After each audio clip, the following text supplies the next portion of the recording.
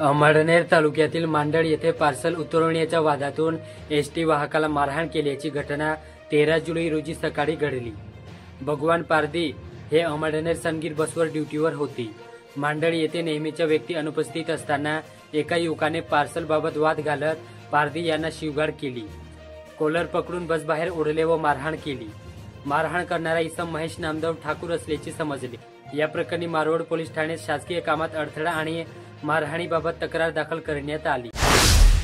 जळगाव जिल्ह्यात गारपीटसह वादळी वारा आणि अवकाळी पावसामुळे 14 तालुक्यातील सुमारे 7235 हेक्टरवरील पिकांचे नुकसान झाल्याची नोंद कृषी विभागाने घेतली।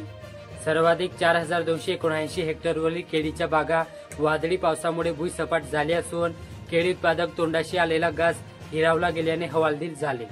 हवामान विभागाने जळगाव जिल्ह्यात ताशी 50 ते 60 किमी वेगाने वादळी वारे वाहण्याची व विजेच्या कडकडाटासह हलका ते मध्यम स्वरूपाचा पाऊस पडण्याची शक्यता व्यक्त केली होती। चोपडा तालुक्यातील बुधगाव येथील रहिवासी उमेश लक्ष्मण साळुंखे यांची माजी मदत पुनर्वसन मंत्री आमदार अनिल पाटील व राष्ट्रवादी विद्यार्थी काँग्रेसचे जिल्हाध्यक्ष राकेश सोनार यांच्या हस्ते राष्ट्रवादी विद्यार्थी काँग्रेस चोपडा ग्रामीण तालुकाध्यक्षपदी निवड करण्यात आली। जळगाव जिल्ह्यातील नेहरू नगर परिसरात राहणाऱ्या नानक सत्यलाल सडाई वय 37 या तरुणाने राहत्या घरी गळफास घेऊन आत्महत्या केली।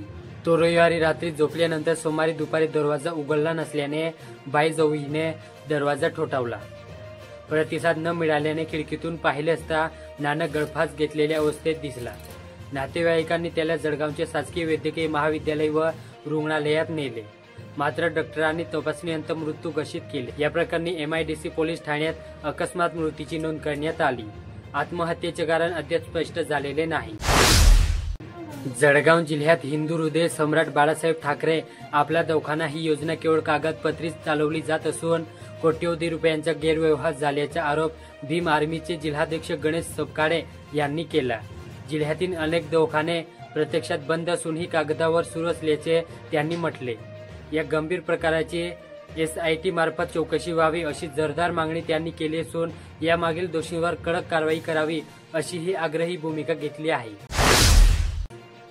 जामनेर तालुक्यातील फत्तेपूर येथील 5 आरोग्य महिलांनी लोकसंख्या नियंत्रणा संदर्भात उल्लेखनीय कामगिरी बजावल्याबद्दल त्यांच्या जिल्हा आरोग्य विभागाच्या वतीने गौरव करण्यात आला।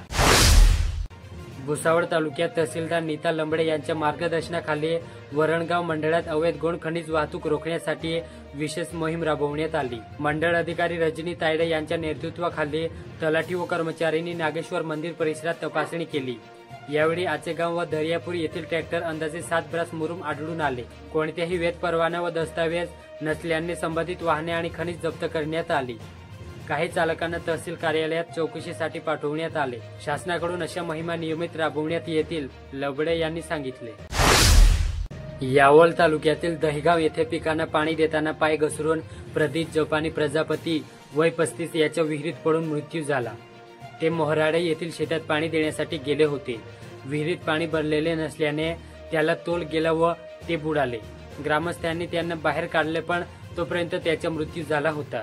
प्रदीप त्याच्या मागे वृद्ध आई वडील व एक बहीण आहे। यावल पोलीस ठाण्यात अकस्मात मृत्यूची नोंद झाली असून तपास सुरू आहे। या घटनेमुळे गावात शोककळा पसरली।